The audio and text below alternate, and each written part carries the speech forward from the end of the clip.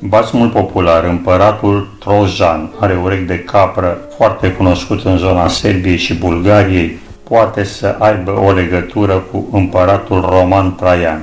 În timpul domniei sale, Traian a stabilit sistemul de vamă și impozite cam mari, începând și exploatarea minereurilor din provincii. A realizat monede cu propria sa față și a comandat multe statui cu el, ceea ce i-a făcut pe unii istorici să concluzioneze că era o persoană egocentrică.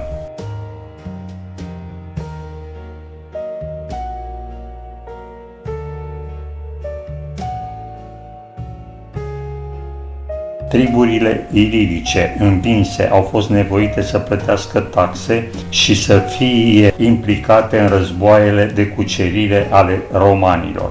Dacă Roma îl ridica în slăvi pe împăratul Traian pentru carele pline cu aur pe care le-a adus din Dacia, dacii nu-l aveau la suflet.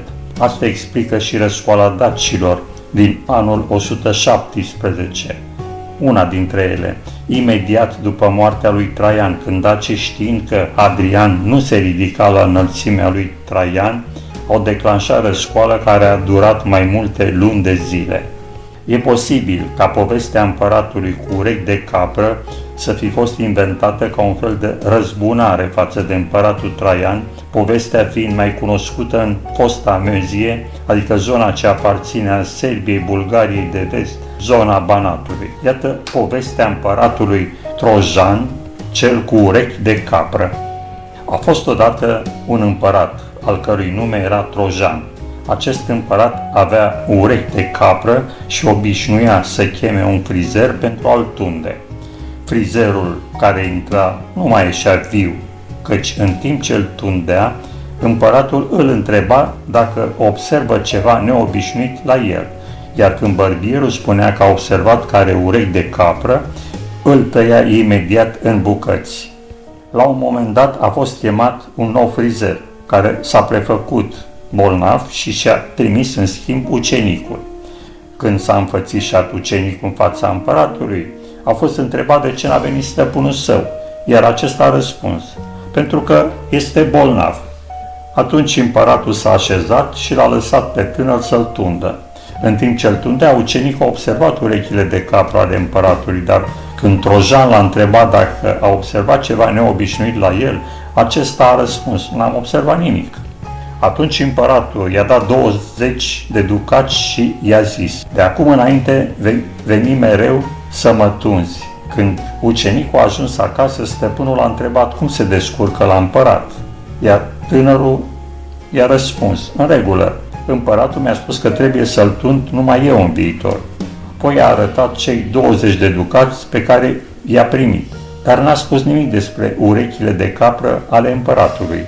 Din acest moment, ucenicul mergea regulat la Trojan pentru a-l tunde, iar pentru fiecare tuns primea 20 de ducați, dar n-a spus nimănui că împăratul are urechi de capră. În cele din urmă a început să-l îngrijoreze și să-l chinuie faptul că nu îndrăznește să spună nimănui secretul lui, motiv pentru care s-a îmbolnăvit și a început să fie tot mai trist. Stăpânul său, care nu putea să nu observe acest lucru, l-a întrebat ce-l doare și după multe insistențe, ucenicul a mărturisit că are ceva pe inimă, pe care nu îndrăznea să-l încredințeze nimănui și a adăugat, dacă aș putea spune secretul meu, ar trebui să mă simt mai bine. Atunci stăpânul i-a zis, spune-mi și voi păstra secretul, sau dacă te temi de mine, atunci mergi la mărturisitor și îi încredințezi secretul. Dar dacă nu vei face nici asta, atunci mergi în câmpurile din afara orașului, sapi acolo o groapă, bași capul în ea și spuneți secretul pământului de 3 ori. Apoi umpli groapa cu pământ.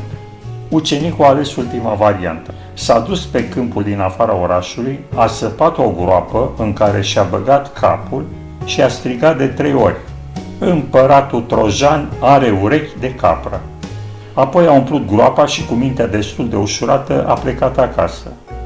După ce a trecut ceva timp, din acea groapă a ieșit un soc, cu mai multe ramuri subțiri, frumoase și drepte.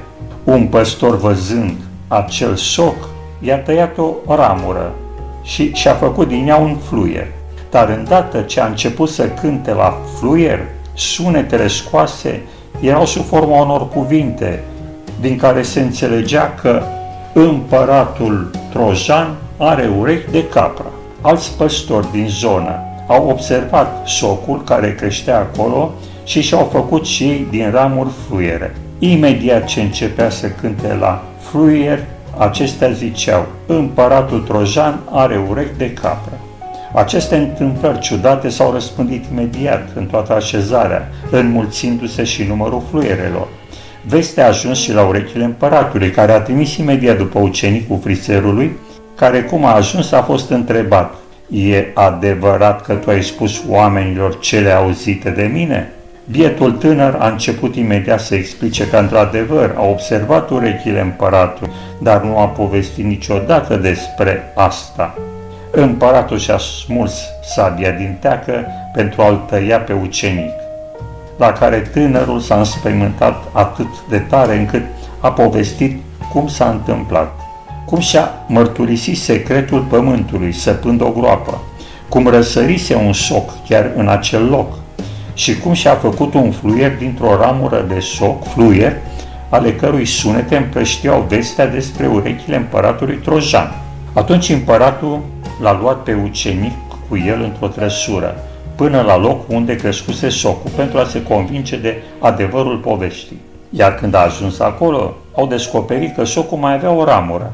Împăratul trojan a ordonat să se facă un fluier din acea ramură, ca să audă chiar el ce sunete scoate. De îndată ce fluierul a fost gata și unul dintre supușii lui a suflat în fluier, de îndată s-au auzit cuvintele: împăratul trojan are urechi de cap. Atunci împăratul a fost convins că nimic pe acest pământ nu poate fi ascuns, fapt pentru care a cruțat viața ucenicului frizer și de acum înainte a permis oricărui frizer, fără excepție, să vină să-l tundă.